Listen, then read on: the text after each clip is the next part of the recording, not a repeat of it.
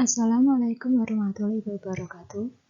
Perkenalkan saya Siti Ma'rifatur Rohmah dengan NIM 203100114. Saat ini saya akan menjelaskan materi tentang desain organisasi.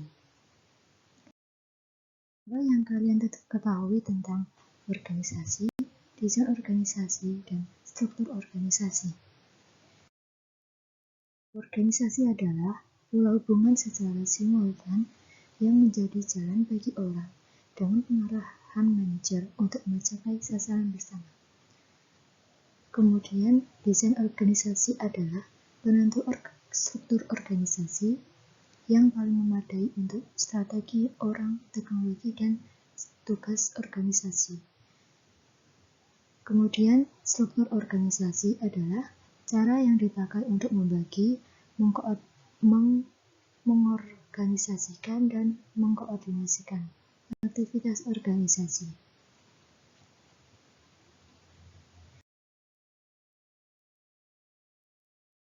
Membangun organisasi. Membangun organisasi antara lain 1. Pembagian pekerjaan. Membagi pekerjaan menjadi banyak tugas yang wajar dan nyaman dan dapat dilaksanakan secara individu atau kelompok. Yang kedua, departementalisasi. Mengelompokkan menjadi departemen aktivitas pekerjaan serupa dan secara logis saling berhubungan. 3. Hierarki. Suatu pola tingkat berjenjang dari sebuah struktur organisasi. Yang keempat, koordinasi. Proses penyatuan aktivitas dari departemen terpisah untuk mencapai sasaran organisasi secara efektif. Selanjutnya, diferensiasi. Diferensiasi adalah perbedaan dalam sikap dan gaya bekerja muncul secara wajar di antara anggota departemen atau proses menyatukan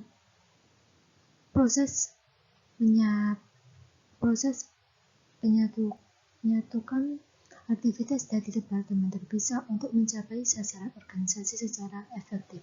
Contohnya, seorang akuntan bertugas untuk mengendalikan biaya. Kemudian marketing bertugas untuk variasi produk dan meningkatkan mutu. Selanjutnya,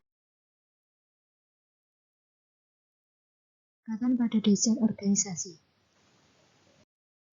Jadi pertama, pendekatan klasik memiliki struktur hierarki agar organisasi berjalan secara efektif dan efisien. Tindakan anggota dibimbing oleh kewajiban kepada organisasi dan oleh peraturan dan ketentuan yang rasional. Yang kedua, pendekatan tugas teknologi. Jika kompleksitas teknologi perusahaan meningkat, staf administrasi menjadi lebih besar karena manajer memerlukan pekerjaan administratif. Yang ketiga, pendekatan lingkungan. Pendekatan lingkungan ada dua. Pertama, sistem mekanistik. Kegiatan organisasi dibagi menjadi tugas terpisah dan terspesialisasi. Yang kedua, sistem organisasi. Individu lebih banyak bekerja dalam kelompok daripada sendiri. Selanjutnya, struktur organisasi. Pertama, struktur organisasi fungsional. Suatu bentuk departementalisasi yang di dalamnya setiap orang terlibat dalam satu aktivitas fungsional seperti pemasaran atau keuangan yang dikelompokkan menjadi satu unit. Yang kedua, struktur organisasi menurut produk atau pasar. Departemen perusahaan yang berupa bisnis pisah mungkin ditujukan untuk membuat dan menjual produk spesifik atau melayani pasar spesifik. Yang ketiga, struktur organisasi bentuk matriks. Struktur sebuah perusahaan yang di dalamnya setiap karyawan melapor kepada manajer fungsional atau manajer divisi maupun kepada manajer proyek atau kelompok.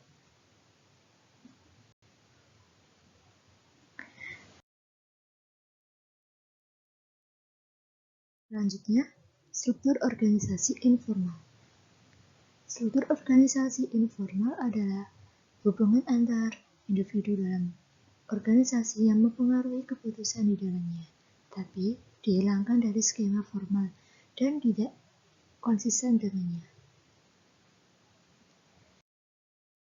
Sekian para materi tentang desain organisasi. Kurang lebihnya mohon maaf. Wassalamualaikum warahmatullahi wabarakatuh. Terima kasih.